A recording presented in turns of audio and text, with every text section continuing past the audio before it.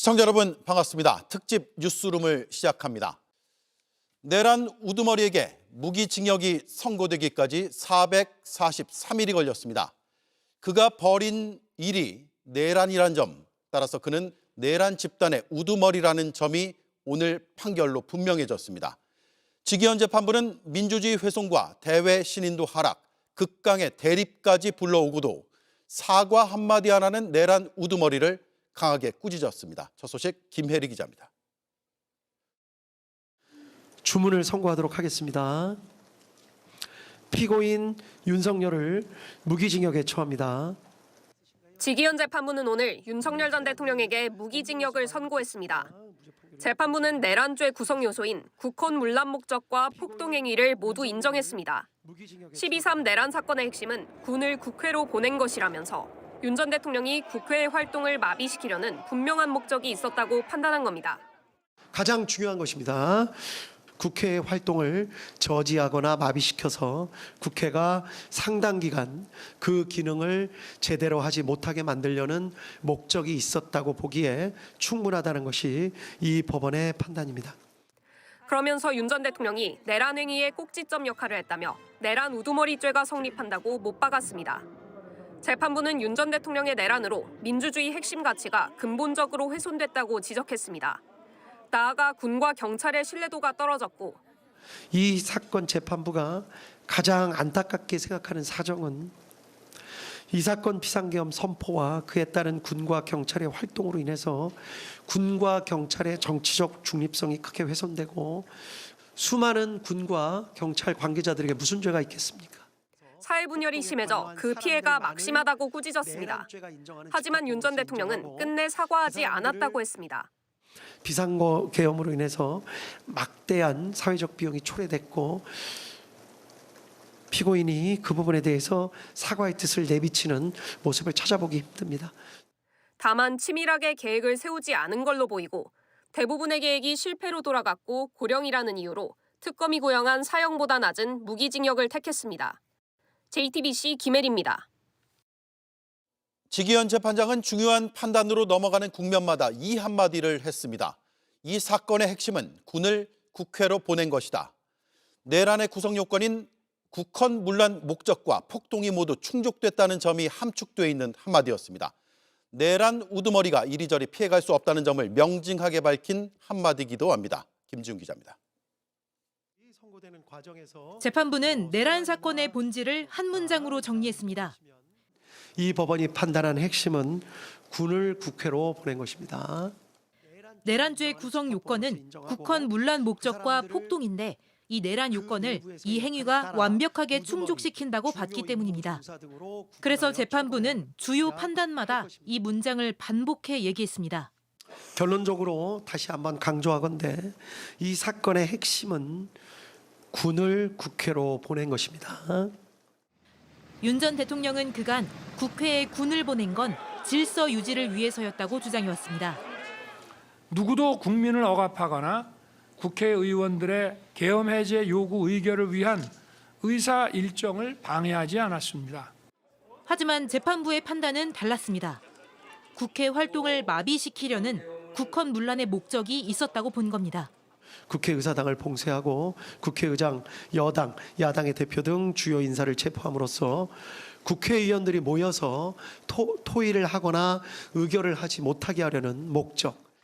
군이 무장해서 국회로 출동하고 헬기 등을 타거나 담을 넘어 국회로 진입하고 관리자들과 몸싸움을 한 행위 등은 모두 폭동이라고 인정했습니다. 비상계엄 선포는 대통령의 고유 권한이기 때문에 내란죄가 안 된다는 주장도 기각했습니다.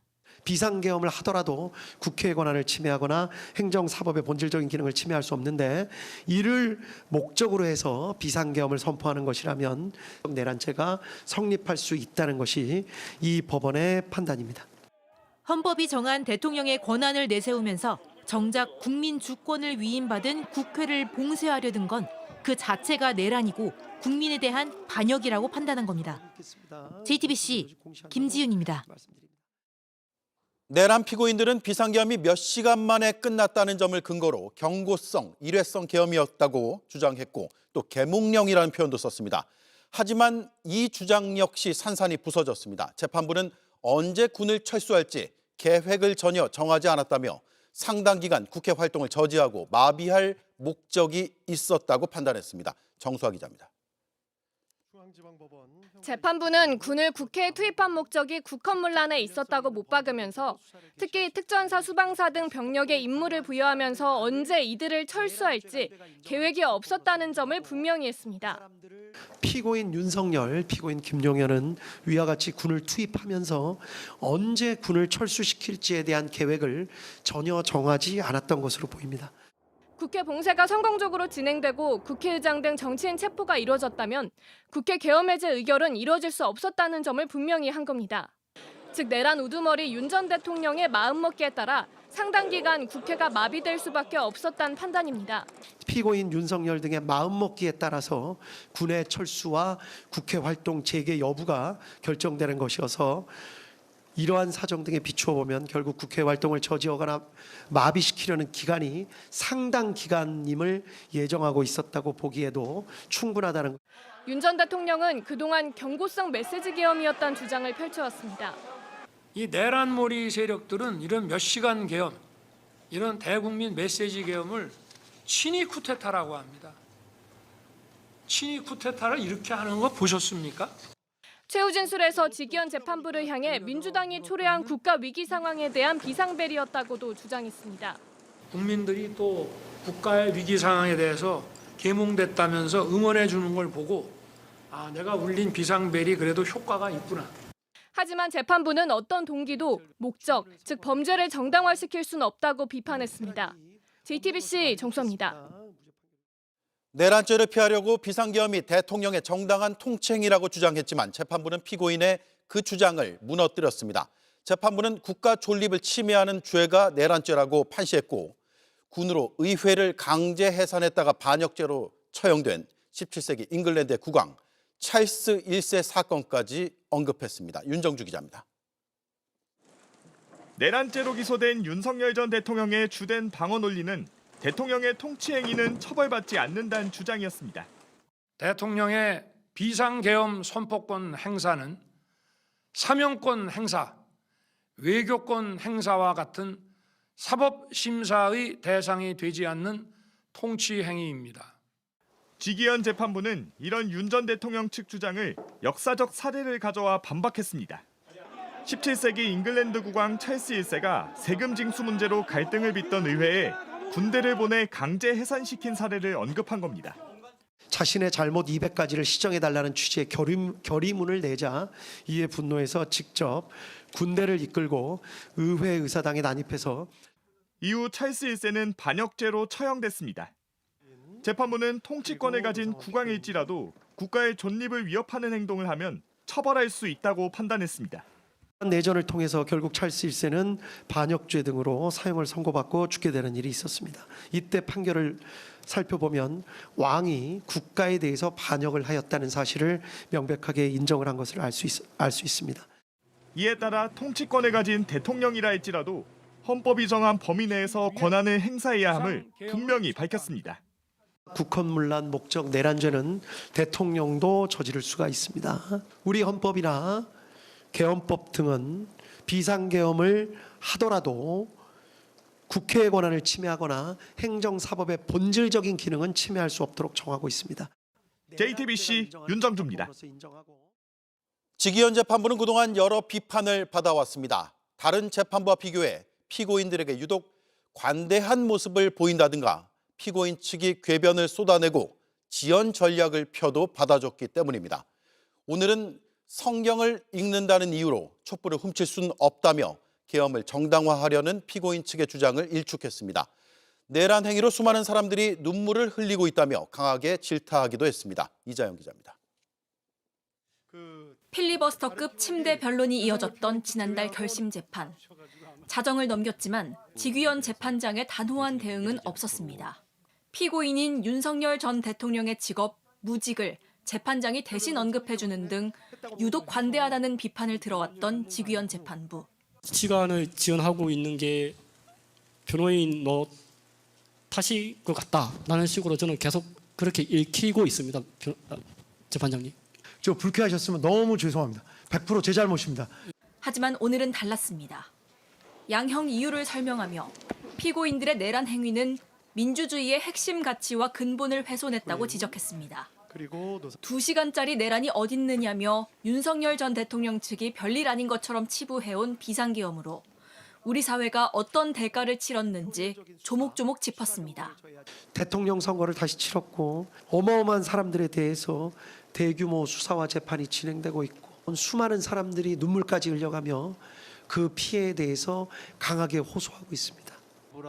윤 전 대통령이 합당한 이유 없이 16차례 불출석한 것도 부메랑으로 돌아왔습니다.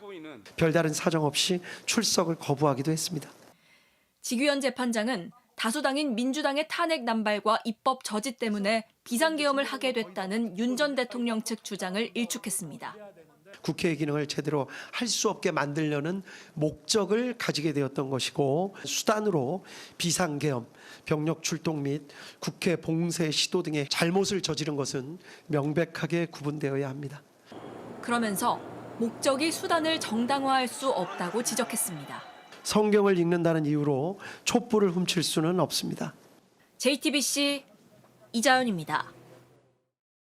지난달 사형을 구형받을 때 웃었던 피고인, 무기징역을 선고받은 오늘은 웃음기가 싹 사라졌습니다. 법정 안에서 취재한 JTBC 기자에 따르면 굳은 표정으로 움직이도 못할 만큼 긴장된 상태였다고 합니다. 카메라 담기지 않은 선고의 순간을 심가은 기자가 보도합니다. 오전부터 법원엔 긴장감이 감돌았습니다.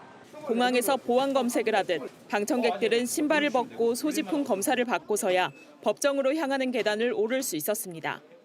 417호 형사대법정까지는 경위가 양쪽으로 길을 만들어 서서 들어가는 사람들을 한 명씩 확인했습니다. 오후 3시 정각에 시작된 선고. 서울중앙지방법원 형사 25부 판결 선고 진행하도록 하겠습니다. 지기현 재판장은 피고인 윤석열의 출석을 확인했습니다. 피고인들 출석 확인하겠습니다. 먼저 윤석열 피고인. 윤석열 전 대통령은 구속 피고인 출입문에서 나와 곧바로 재판부를 향해 허리를 숙여 인사했습니다. 법대 앞까지 가서 다시 한번 고개 숙여 인사를 한 뒤에야 자리에 앉았습니다. 선고문을 읊는 내내 거의 움직이지 않았습니다. 하지만 표정은 점점 굳어갔습니다. 입술을 세게 다물거나 깨물고 침을 바르는 등 초조한 모습을 보였습니다. 얼굴이 붉게 달아오른 상태에서 무기징역을 선고받던 순간 피고인 윤석열을 무기징역에 처합니다. 윤 전 대통령은 초점을 잃은 눈으로 경직돼 가만히 있었습니다. 지난 결심 공판에서 사형을 구형받고도 웃음을 짓던 것과는 다른 모습이었습니다. 다른 피고인에 대한 보석 취소 결정이 나오자 고개를 좌우로 휘젓기도 했습니다. 재판부가 퇴정하는 걸 보고는 곧바로 변호인과 대화를 나눴습니다. 짧은 대화였지만 웃는 표정이었습니다. 방청석에 있던 지지자들은 법정 안에서 재판부를 향해 소리를 질렀습니다. 욕설을 하기도 했습니다. 지기현 놈 어디서 지기현? 엉터리 판사, 개판사, 똥판사! 야 똥판사 새끼들아! 분을 사귀지 못한 지지자들로 법원은 아수라장이 됐습니다. JTBC 심가은입니다. 네, 선고가 나오자 법원 앞에 모인 지지자들은 소리를 지르고 눈물을 흘리면서 윤 어게인을 외쳤습니다. 당시 법원 밖의 상황은 어땠는지 법원에 나가 있는 취재기자를 연결하겠습니다. 송혜수 기자, 선고 당시의 법원 앞 분위기는 어땠습니까? 네, 이곳에 모인 지지자들은 대형 화면을 통해 다 같이 선고 생중계를 지켜보고 있었는데요. 지기현 판사가 피고인 윤석열 무기징역이라고 선고하자 숨죽이며 지켜보던 지지자들이 일어나 소리를 지르고 욕설을 내뱉기 시작했습니다. 곳곳에서 탄식과 야유와 함께 계엄은 정당했다, 재판 결과에 승복할 수 없다, 사법부가 사망했다 등의 구호를 외치기도 했습니다. 몇몇 지지자들은 주저앉아 눈물을 흘렸고 거친 행동을 보이다 경찰에 제지를 당한 이들도 있었습니다. 예, 그리고 현장에서 전한길 씨가 모습을 보였다고요? 네, 전한길 씨는 김현태 전 707 단장 그리고 황교안 전 총리와 함께 집회 현장 맨 앞자리에 앉아 선고 장면을 지켜봤습니다. 전한길 씨는 선고에 앞서 무대에 올라 계엄은 정당했고 윤 전 대통령은 무죄란 주장을 쏟아냈는데요. 국민의힘을 향해서도 윤어게인을 외치고 부정선거 척결을 외친 우리를 버리지 말라고 소리쳤습니다. 무기징역 선고가 나오자 무대에 올라 승복할 수 없다. 국민의힘 의원들도 거리로 나오라고 외쳤습니다. 들어보시죠. 저는 이 재판에 대해서 받아들일 수가 없습니다. 국민의힘 의원들도 나와서 윤석열 대통령 지키려고 목소리를 내야 되지 않겠습니까? 예, 지금은 다 해산했다면서요? 네, 윤 전 대통령을 태운 호송차가 빠져나가고 큰 충돌이나 난동 없이 지지자들도 전부 해산했습니다. 자리를 뜨지 못한 지지자들끼리 눈물을 보이며 서로 위로하는 모습도 보였습니다. 네, 잘 들었습니다. 지금까지 서울중앙지방법원 앞에서 송혜수 기자가 전해드렸습니다. 네, 내란이 분명하고 그로 인해 발생한 국가적 피해까지 조목조목 비판하면서도 사형이 아닌 무기징역을 선고한 이유가 궁금합니다. 내란 수사와 재판까지 현장에서 취재팀을 이끌고 있는 서복현 법조팀장이 나와 있습니다. 우선 1심 선고까지 1년이 넘게 걸렸네요. 네, 그렇습니다. 2024년 12월 3일 계엄이 선포된 지 443일 그리고 재판이 시작된 지는 꼭 1년 만입니다. 예. 오늘 선고는 대한민국 사법부가 12.3 비상계엄을 두고 내란 우두머리 윤석열 전 대통령을 단죄했다는 데 큰 의미가 있습니다. 오늘 윤 전 대통령이 무기징역을 선고받은 법정은 30년 전에 전두환 씨가 1심에서 사형을 선고받았던 서울중앙지법 417호 법정입니다. 예, 오늘 직위원 재판부가 비상계엄을 내란으로 규정을 했습니다. 그러면서 우리 사회에 가져온 폐해도 세세하게 밝혔죠. 네, 우선 민주주의를 훼손해 비난 가능성이 크다고 지적했습니다. 한번 들어보시죠. 예.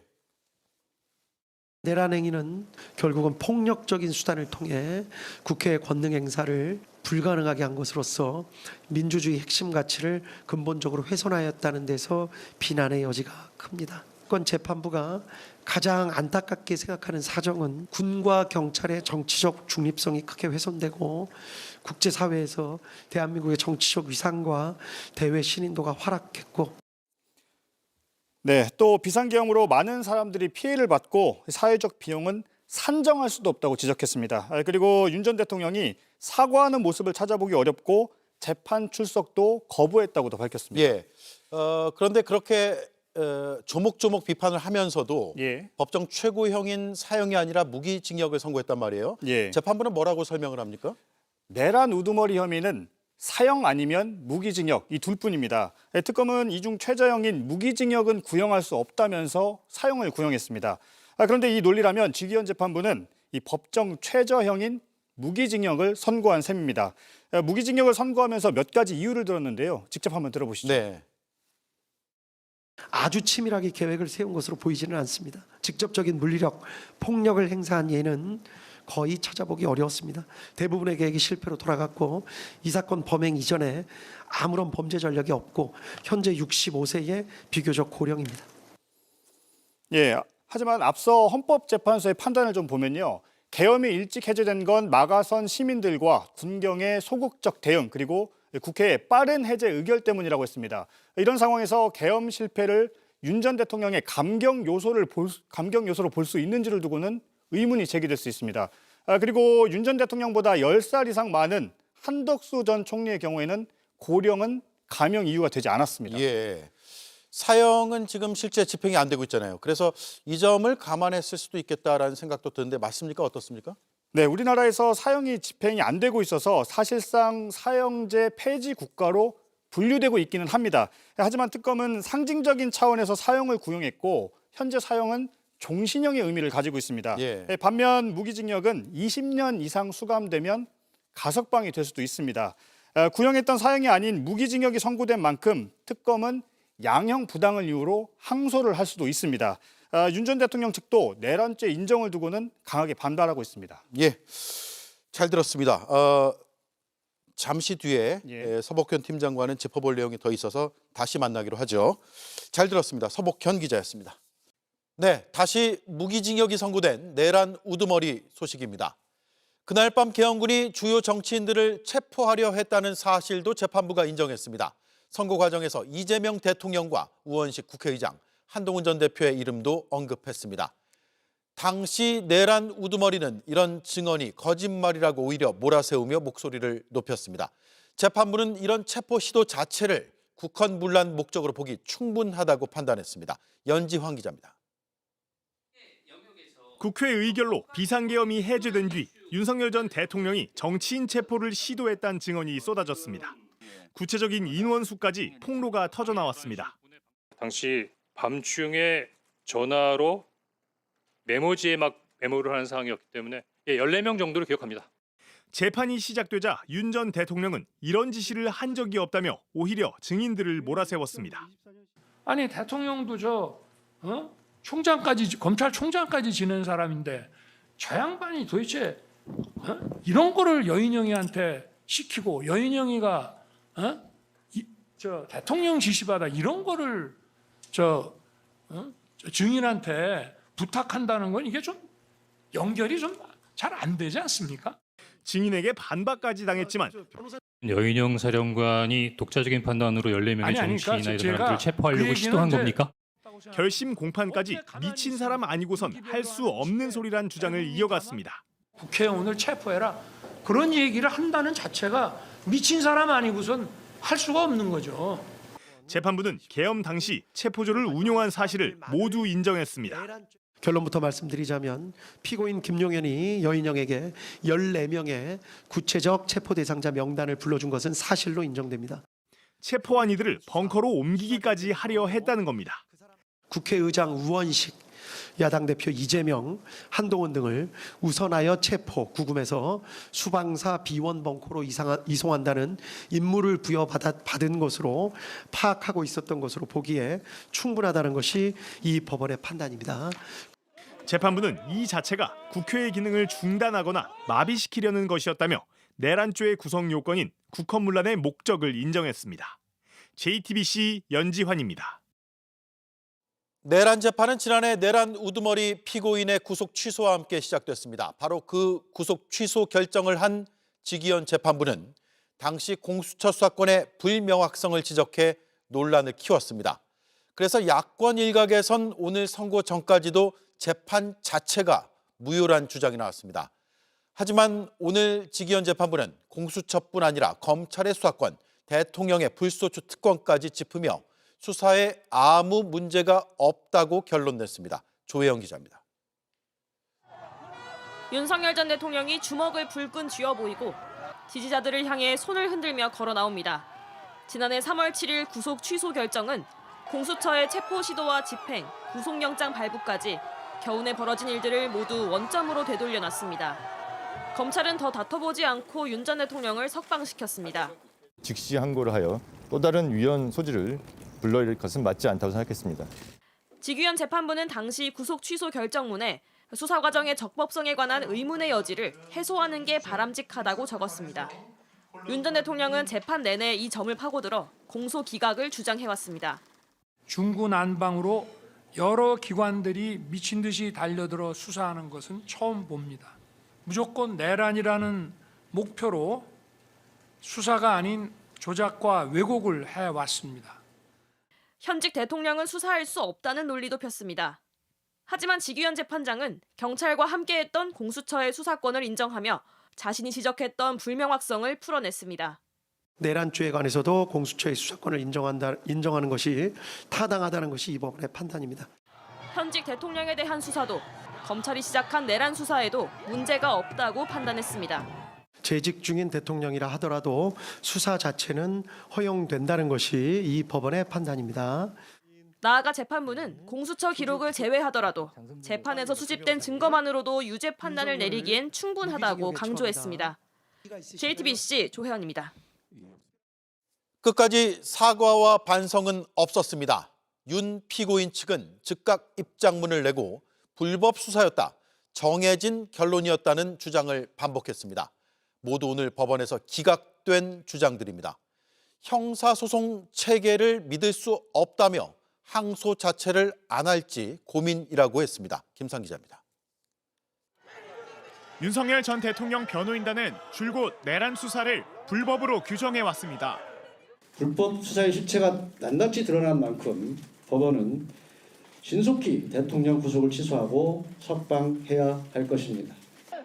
아무런 피해가 없는 평화적 계엄, 계몽령이란 주장도 했습니다. 저는 계몽되었습니다. 체제 전복을 노리는 반국가 세력이 준동하고 있습니다. 지기현 재판부는 이런 변호인단 주장을 모두 일축했습니다. 수사의 적법성을 재확인했고 피해가 없었다는 주장에 대해서도 막대한 사회적 비용을 초래했다고 잘라 말했습니다. 수많은 사람들이 눈물까지 흘려가며 그 피해에 대해서 강하게 호소하고 있습니다. 이러한 사회적 비용은 이 재판부가 보기에도 산정할 수 없는 정도의 어마어마한 피해라고 할 것입니다. 하지만 변호인단은 오늘 법원을 나오면서도 참담하다면서 반박하는 법리를 되풀이했습니다. 결론이 정해진 재판에 회의가 된다며 형사소송 체계를 믿을 수 없다고까지 했습니다. 특검이 정해진 결론이라면 그냥 재판 없이 선고해도 되지 않겠습니까? 향후 항소를 해야 할지 이런 형사소송 절차를 계속 참여를 해야 될지 회의가 듭니다. 변호인단은 강하게 반발하면서도 항소 여부는 아직 결정하지 못했습니다. JTBC 김산입니다. 사람에게 충성하지 않는다는 말 한마디로 스포트라이트를 받았던 윤석열 검사는 대통령이 된 뒤엔 그 충성이 자신을 향하도록 강요했습니다. 검찰총장을 지낸 법률가이자 대통령으로 그 누구보다 헌법을 잘 알고 있고 수호해야 할 의무도 컸습니다. 하지만 오히려 헌정 질서를 파괴하고 민주주의를 흔들어놨습니다. 대학 시절 모의 재판에서 헌법 질서 파괴를 이유로 전두환 씨에게 무기징역을 선고했다며 자랑 삼아 말했던 그는 같은 죄로 헌정사에 오명을 남기게 됐습니다. 임지은 기자입니다.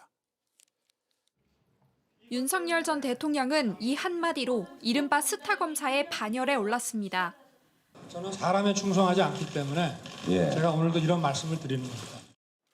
하지만 이를 계기로 좌천돼 3년 동안 한직을 돌다가 국정농단 사건으로 화려하게 복귀하게 됩니다. 여러분들 덕분에 아주 일 잘했습니다. 고맙습니다. 문재인 정부 들어선 이례적으로 성장 가도를 달렸습니다. 승진 인사 서울중앙지검 검사장 윤석열. 국민으로부터 부여받은 권력은 오직 국민을 위해서만 쓰겠다고 약속했습니다. 국민으로부터 부여받은 권한이므로 오로지 헌법과 법에 따라 국민을 위해서만 쓰여져야 하고 사익이나 특정 세력을 위해서 쓰여서는 안 됩니다. 대통령에 당선된 직후엔 무엇보다 헌법과 의회 존중을 강조했습니다. 대통령직을 정식으로 맡게 되면 헌법 정신을 존중하고 의회를 존중하고 야당과 협치하면서 국민을 잘 모시도록 하겠습니다. 하지만 이 약속들 비뚤어진 권력 앞에선 오래가지 못했습니다. 국헌문란을 목적으로 내란 행위를 주도했고 급기야 경호처를 자신의 친위대로 만들어 인간 방패막이로 삼았습니다. 사람에 충성하지 않겠다던 소신은 변질됐습니다. 충성심은 어느새 자신만을 향하도록 강요하고 있었습니다. 피고인들께서 순간적인 판단을 잘못하였던 이유 때문에 이미 일부는 구속돼 있고 다수의 공직자들이 모두 어마어마한 고통을 겪고 있다는 사실. 윤 전 대통령은 대학 시절 모의 재판에서 전두환 씨에게 무기징역을 선고한 일화를 자랑스럽게 말하곤 했습니다. 헌법 질서를 파괴했다라고 생각했기 때문에. 그랬던 윤 전 대통령은 똑같은 이유로 내란 우두머리죄가 인정되면서 무기징역을 선고받았습니다. JTBC 임지은입니다. 네, 중요한 문제 하나 더 따져보겠습니다. 이진관 재판부와 오늘 지기현 재판부는 계엄의 성격을 두고는 엇갈리는 판단을 내렸습니다. 서복현 법조팀장이 다시 나와 있습니다. 일단 군을 통한 국회 점령이 내란죄 인정의 핵심 근거가 됐죠. 네, 지기현 재판장은 핵심은 국회에 군을 투입한 것이라고 여러 번 강조를 했습니다. 국헌문란 목적으로 계엄군을 동원해 폭동을 일으킨 것이라고 판단했습니다. 우원식 국회의장과 당시 이재명 민주당 대표, 한동훈 국민의힘 대표 등을 체포해서 벙커에 이송한다는 계획을 세운 것도 국회가 기능을 못하게 하려는 목적으로 봤습니다. 예. 윤 전 대통령도 바로 이런 점을 의식했기 때문에 국회에 군을 투입한 건 질서 유지 차원이라고 강하게 주장해왔지만 결국 내란죄 인정에 결정타가 됐습니다. 그렇네요. 지기현 재판부는 계엄의 목적이 국회 점령이라고 봤죠. 네, 그렇습니다. 민주당의 탄핵 시도 등을 두고 더는 참을 수 없다. 무력을 동원해서라도 국회를 점령해야겠다는 생각으로 계엄을 선포했다고 봤습니다. 계엄의 동기이자 목적이 국회 점령에 있다고 본 겁니다. 그러면서 장기 독재 목적이 있었다고는 볼 수 없다. 이렇게 판단했는데요. 직접 들어보시죠. 예. 약 1년 전부터 비상계엄을 선포하며 국회를 제압하여 이른바 장기 독재를 하려는 의도를 가지고 비상계엄에 이르게 된 것이라는 취지로 주장했지만 그러한 경위 및 과정을 인정할 증거는 부족하다는 것이 이 법원의 판단입니다. 장기간 마음먹고 비상계엄을 선포하였다고 보기에는 지나치게 준비가 허술하고 네, 허술했다는 점을 들어서 장기 독재의 목적을 인정하지 않은 건데요. 특검은 권력 독점을 목적으로 계엄을 선포했다고 설명했지만 다른 판단을 내렸습니다. 예. 자, 반면에 이진관 재판부는 친위 쿠데타라고 규정을 했잖아요. 네, 맞습니다. 한덕수 전 총리 사건을 맡은 이진관 재판장은 내란이자 친위 쿠데타라고 규정을 했습니다. 직접 들어보시죠. 예. 이러한 12.3 내란은 국민이 선출한 권력자인 윤석열 전 대통령과 그 추종 세력에 의한 것으로서 성격상 위로부터의 내란에 해당하는데 이러한 형태의 내란은 이른바 친위 쿠데타라고도 불립니다. 친위 쿠데타는 장기 독재로 이어지는 경우가 많다면서 사실상 계엄의 목적이 장기 독재라는 데 무게를 뒀습니다. 이런 판단은 한 전 총리에게 특검 구형보다 8년이나 무거운 징역 23년을 선고한 이유이기도 했습니다. 하지만 지기현 재판부는 계엄의 목적을 이보다 축소해서 판단했습니다. 다만 언제 국회에서 군을 철수할지 정해놓지 않았던 만큼 상당 기간 국회 기능을 마비시킬 목적이 있었던 것으로 봤습니다. 예. 자, 결국은 2심은 내란 전담 재판부에서 맡게 되고 예. 그 내란 전담 재판부에서 이 사안의 정리가 이뤄지겠죠. 네, 서울고법에 내란 사건을 전담할 2개 재판부가 이미 구성이 돼 있습니다. 계엄의 목적과 성격은 2심에서도 다뤄질 텐데요. 계엄의 목적과 성격을 어떻게 보느냐에 따라 윤 전 대통령의 형량이 달라질 수도 있습니다. 예. 잘 들었습니다. 서복현 법조팀장이었습니다. 수고했습니다. 더불어민주당은 윤석열 전 대통령 무기징역 선고에 최저 형량이라며 반발했습니다. 조희대 사법부를 비판하며 즉각 사법개혁에 착수하겠다고 했습니다. 국민의힘에선 윤 전 대통령과의 절연을 요구하는 목소리가 나오긴 했지만 장동혁 대표는 침묵했습니다. 오원석 기자입니다. 사형이 선고되어야 한다는 입장이었던 민주당은 윤석열 전 대통령에 대한 무기징역 선고에 가장 낮은 형량이라고 반발했습니다.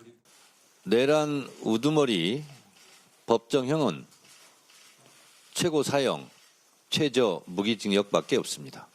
내란 우두머리에 해당하는 형량, 최저형입니다. 조희대 사법부가 비상계엄에 맞선 국민을 외면했다고도 했습니다.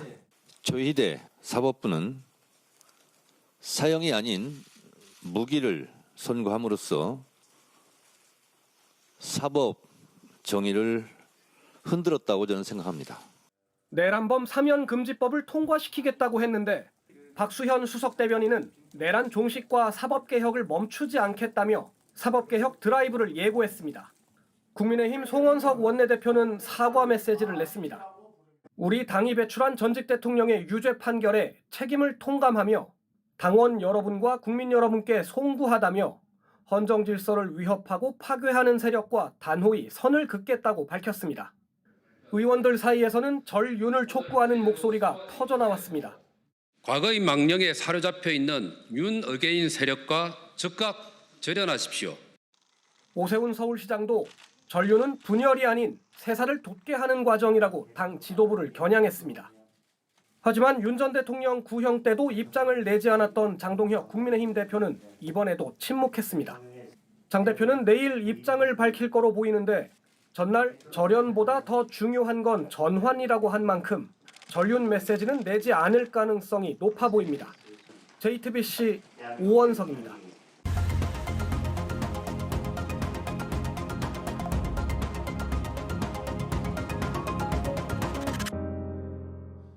(1649년 1월 30일) 얼어붙은 런던 화이트홀 궁전 앞 잉글랜드 국왕 찰스 1세가 처형대에 올랐습니다. 왕권은 신이 내린 것이라 믿으며 의회를 짓밟았고 국가를 내전으로 몰아넣은 대가였습니다. 그날 처형대 위에서 베어낸 건 비단 권력자의 목만이 아니었습니다. 왕이 국민과 법 위에 있다는 오만함도 함께 잘려나갔습니다. 오늘 대한민국 법정에서 4세기 전 그 장면이 언급됐습니다. 백성이 왕을 법에 따라 처형한 세계사의 첫 사건을 다시 보며 국민이 쥐어준 권력으로 국민을 배반하는 그 반역은 그 어떤 죄보다 무겁게 처벌해야 한다는 점을 생각하게 됩니다. 또한 그건 단순한 응징의 차원을 넘는 공화국을 지탱하는 원칙이라는 점을 깨닫게 됩니다. 지금은 이 땅에 왕도 없고 4세기 전 그곳과 많이 다르지만 국민에 반역하면 가장 무겁게 책임을 물어야 한다는 점에선 본질적으로 다르지 않은 듯합니다. 앵커 한마디였습니다. 네, 뉴스룸 마칩니다. 내일 뵙겠습니다. 고맙습니다.